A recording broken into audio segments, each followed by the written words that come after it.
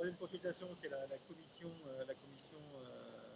des investissements du Conseil de développement. Et je vais peut-être laisser la parole à M. Morisot, parce que c'est lui qui la préside. Donc, s'il est encore là, pour dire un mot du déroulement de ces échanges en fait, au sein de la commission des investissements. Oui, oui, je suis toujours là, président. Donc, vous savez que cette commission elle a été créée par la loi sur l'économie bleue de 2016, que c'est une émanation du Conseil de développement, qu'elle est présidée par le président de la région qui m'y a délégué, et que le rôle de cette commission, c'est une fois de plus d'accroître le dialogue entre l'autorité portuaire et puis les investisseurs publics et privés. Donc, on a deux collèges, investisseurs publics et privés. Cette commission doit obligatoirement être consultée pour avis simple sur le projet stratégique, et elle s'est donc tenue en visioconférence le 16 décembre dernier. Alors, on s'est concentré sur les projets d'investissement parce que le projet stratégique avait déjà fait l'objet de plusieurs présentations aux membres dans le cadre du Conseil de développement. Et le projet stratégique 2020-2024 a donc reçu un avis favorable de la part de notre commission, délibération prise à la majorité des 3/5 comme le veut la loi. Ceci étant, plusieurs recommandations appuyées, on va dire, ont été formulées par les membres de la commission. D'abord, sur le fait que le niveau des investissements devait rester réaliste pour être atteignable au plus près des délais annoncés, surtout en période difficile. Cette recommandation s'appuie sur le constat que les projets à plusieurs dizaines de millions d'euros se sont réalisés ou se réalisent plus souvent sous 10 ans que sous les 5 années imparties au projet stratégique.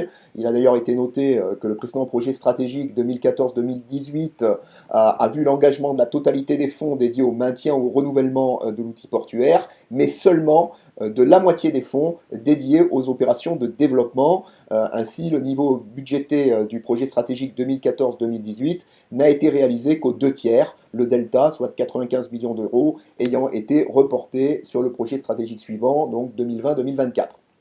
Je rappelle que la région cofinance la plupart de ces projets dans le cadre des CPER, des contrats de plan État-région. Entre la décision d'investir en conseil de surveillance, d'où mon intervention tout à l'heure, la recherche des cofinancements, les autorisations environnementales et d'urbanisme, le lancement des marchés de travaux et la mise en service opérationnel, le calendrier prévisionnel initial reste toujours trop optimiste. Donc ça, c'est une remarque qui a également été faite. Il a donc été suggéré que dès leur conception, les gros investissements soient séquencés autant que possible en projets modulables et indépendants pour des résultats plus facilement évaluables, donc atteignables, de façon à augmenter leur taux de réalisation effectif. D'anticiper les évaluations environnementales, ça a été dit, de présenter en conseil de surveillance les projets les plus matures techniquement, juridiquement et financièrement, et j'ajouterai au nom de la région de rechercher les cofinancements publics le plus en amont possible des conseils de surveillance. Le verdissement du port a été salué, ainsi que tous les projets contribuant à la réduction des externalités sur l'environnement, donc qualité de l'air, de l'eau, report modal notamment. Sur cette dimension du projet stratégique 2020-2024, a été exprimé, affirmé que la notion de rentabilité économique devait, à court terme, savoir s'effacer, par exemple pour l'accordement électrique à quai, au profit d'un gain en responsabilité sociétale, d'un gain d'image et d'acceptabilité. Autrement dit, un retour sur investissement, si j'ose dire, peut-être différé dans le temps, mais en tous les cas, pas à court terme. Sur ce plan environnemental, des souhaits précis ont été émis, comme le besoin de mise en œuvre rapide de la connexion électrique de la forme 10, l'horizon 2024 paraissant trop lointain, une accélération du traitement des eaux usées dans les formes de Radoub dont l'absence actuelle nuit à l'exploitation, une accélération des délais de réalisation des projets de massification ferroviaire, ça a été dit, sur les bassins est, sur les bassins ouest, j'y reviendrai pas.